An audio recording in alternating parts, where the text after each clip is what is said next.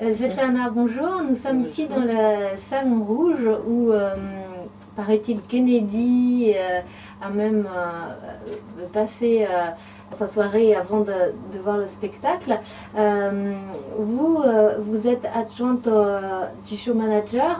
Racontez-nous donc en quoi consiste votre quotidien. Mon quotidien, c'est assez simple. C'est tout ce qui est artistique. C'est les répétitions, les formations de danseuses, des nouvelles danseuses, les formations pour les nouvelles places dans le spectacle, les anciennes danseuses, les nouvelles solos et tout ce qui est artistique, toute l'organisation des spectacles. Alors vous-même, vous avez été danseuse aussi au Crazy Horse? Non, je n'étais pas danseuse au Crazy Horse. J'étais une danseuse, Ouais. mais pas au Crazy. Mais Crazy m'a toujours passionnée. Cet endroit, je suis, ça fait très très longtemps. Et ça fait combien de temps que vous travaillez ici? Ça, je ne dis pas. Et avec les danseuses, comment ça se passe au quotidien? Est-ce que, comme vous avez une formation de danseuse, vous êtes plus exigeante? Est-ce que... Bien sûr, bien sûr. Bon, on demande beaucoup de la part de nos danseuses. On demande beaucoup et on essaie de donner beaucoup ici, beaucoup de confiance. Et de les mettre en confiance, de les faire sentir bien confortables ici et bien à l'aise et bien contents qu'ils sont là. Donc, sinon, les danseuses, on a toutes les danseuses qui sont sublimes.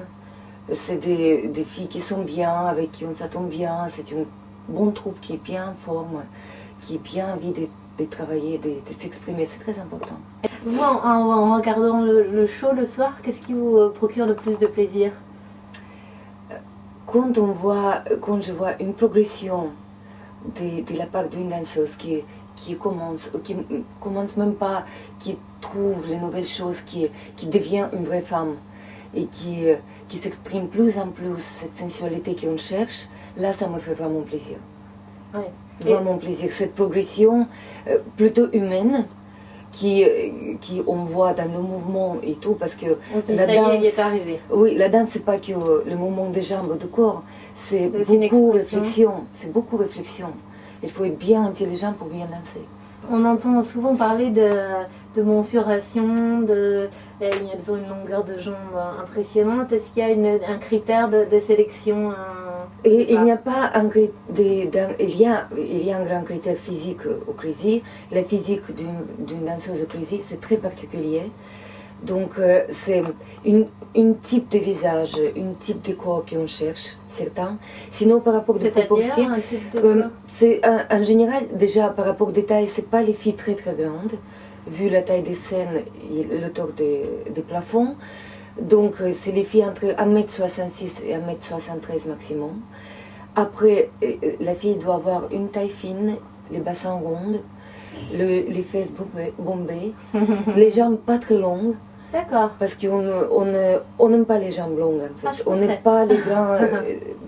en fait, c'est plus facile de faire paraître belle une femme avec les jambes plutôt courtes qu'une femme avec les jambes longues. Parce qu'une femme avec les jambes longues, si on le met un talon petit, c'est pas très joli.